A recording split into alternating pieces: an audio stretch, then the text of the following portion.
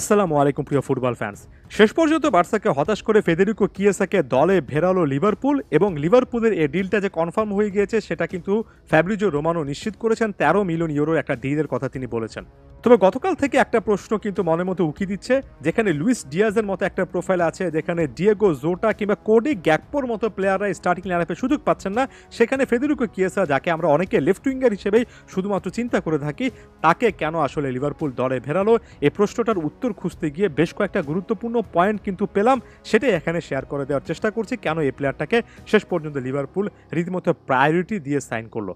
প্রথমত, Federico Chiesa, যার injury সংক্রান্ত বেশ কয়েকটা ইস্যু গত 2-3 বছর ধরে আছে, এবং আমার কাছে মনে হয় 20-21 সিজনে এসে তিনি যদি তার ওই ফর্মটা আসলে ধরে রাখতে পারতেন এবং তিনি ইউরোতে যে পারফরমেন্স দিয়েছিলেন 2021 সালে সেটা যদি কন্টিনিউ করতে পারতেন, ইনজুরিতে যদি না পড়তেন, এসিএল ইনজুরি ছিল, তাহলে ফেদেরিকো কিয়েসা সাম্প্রতিক সময়ে আরও অনেক হাইলাইটেড ফুটবলার হিসেবে বিবেচিত হতেন। তবে সেটাকে একপাশে সরিয়ে রাখলে আমরা যদি ওভারঅল জুভেন্টাসে তার এই ক্যারিয়ারের অংশটা দেখি, সেখানে তিনি কিন্তু লেফট উইঙ্গার হিসেবে যতটুকু খেলেছেন তার চেয়েও বেশি ওই সাইডের একজন স্ট্রাইকার হিসেবে বেশি করে খেলেছেন, বা একজন লোন ফরওয়ার্ড হিসেবে অনেকগুলো ম্যাচে তিনি স্টার্ট করেছেন। অর্থাৎ ম্যাচটা অনেক সময় লেফট উইং থেকে শুরু করলেও আস্তে আস্তে সেন্ট্রাল জায়গাটা অকুপাই করেছেন, এবং অপটা অ্যানালিস্ট যে একটা চার্ট দেখাচ্ছে, যে ছবিটা আপনারা নিশ্চয়ই দেখছেন, 34% তার মুভমেন্টটা আসলে স্ট্রাইকিং জোনে। এই জিনিসটা আমাকেও কিন্তু অবাক করেছে। অর্থাৎ এই প্লেয়ারটার ভার্সেটাইল বেশ কয়েকটা প্রোফাইল আছে, অপর উইংয়েও তিনি খেলতে পারেন, মিডফিল্ডে নেমে এসেও কিন্তু তিনি গুরুত্বপূর্ণ ম্যাচগুলো খেলেছেন। এখানে 21% ম্যাচ লেফট মিডফিল্ডার হিসেবে শুরু করা,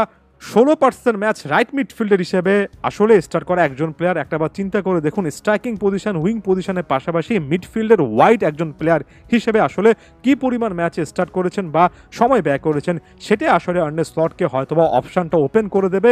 এবং আমরা মূলত লেফট উইংয়ের যে জায়গা থেকে আসলে কনসার্ন হচ্ছি, মূলত হয়তোবা ভিন্ন উইং নিয়ে মোহাম্মদ সালার যে পজিশনটা, সেখানে একটা ব্যাকআপ অপশান তৈরি করার কিছু না কিছু চেষ্টা স্লটের হয়তোবা থাকতে পারে, কারণ সালা এখনও লিভারপুলে থেকে গেলেও হয়তোবা সেটা আর এক সিজনের ব্যাপার হতে পারে। অর্থাৎ এখানে লেফট উইঙ্গার নয়, মূলত একজন রাইট সাইডেড ওয়াইড মিডফিল্ডার বা ওয়াইড অ্যাটাকার, এমন একটা রোলে তাকে দেখা যেতে পারে, কিংবা বদলি হিসেবে লেফট সাইডের এই জোনগুলোতে, বা ডারউইন নুনিয়েজের বদলি হিসেবে স্ট্রাইকিং একজন প্লেয়ার হিসেবে কিন্তু তাকে দেখা যেতে পারে। ফেদেরিকো কিয়েসার সেই স্টাইলটা সত্যি অর্থে আছে।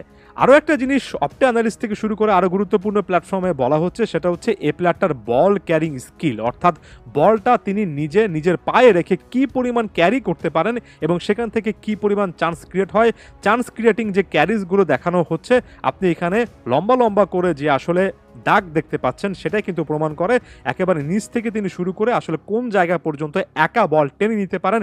একেবারে নির্দিষ্ট করে বলতে গেলে লেফট সাইডে এমনকি রাইট সাইডের একটা জায়গায় বল ক্যারি আছে, আপনি নিচ থেকে উপরে বৃত্ত পর্যন্ত যখন আসেন এই ছবিতে, সেটাই প্রমাণ করে যে সত্যিকার অর্থে এই প্লেয়ারটা বল টেনে নিতে পারেন, যেটা আসলে মোহাম্মদ সালাহ লিভারপুলে করতে পারেন।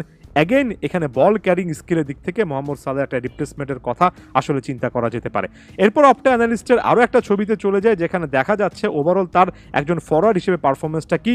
পার ম্যাচ গোল রেশিওতে তিনি অবশ্যই মোহাম্মদ সালাহ কিংবা বাকি অনেকের চেয়ে পিছিয়ে আছেন, তবে আপনি যদি ওভারঅল প্রোফাইলটা দেখেন, বিশেষ করে এখানে তার প্রত্যেকটা ম্যাচে এক্সপেক্টেড গোলস যদি দেখেন, চান্সেস ক্রিয়েটেড এই জায়গাটা যদি দেখেন, সেখানে কিন্তু ফেদেরিকো কিয়েসা খুব একটা বেশি পিছিয়ে নেই। এই জিনিসটা ভুলে যাবেন না যে জুভেন্টাস বা ইতালিয়ান সিরিয়াতে ডিফেন্সিভ ফুটবলটা এখন একটু বেশি করে প্র্যাকটিস করা হয়, ইপিএলে তার এই টাইপের স্ট্যাটসগুলো আরও বাড়তে পারে। সব মিলিয়ে ভালো একটা প্রোফাইল, এবং এখানে অ্যামাউন্টটাও যে জায়গায় এসে সেটেল হচ্ছে, সর্বশেষ আপডেটগুলো 15 মিলিয়ন ইউরো কিংবা এর কাছাকাছি একটা অ্যামাউন্টের কথা বলছিল, সেই জায়গা থেকে আসলেই লিভারপুলের জন্য এটা একটা ভালো ডিল হতে পারে, ভালো একটা অপশন হিসেবে তৈরি হতে পারে, যে কারণে স্লট ফেদেরিকো কিয়েসার মতো একটা প্রোফাইলকে আসলে টার্গেট করছেন, এবং সম্ভবত বার্সা এই জায়গা থেকে আরও একবার ব্যর্থ হচ্ছে। ধন্যবাদ সবাইকে।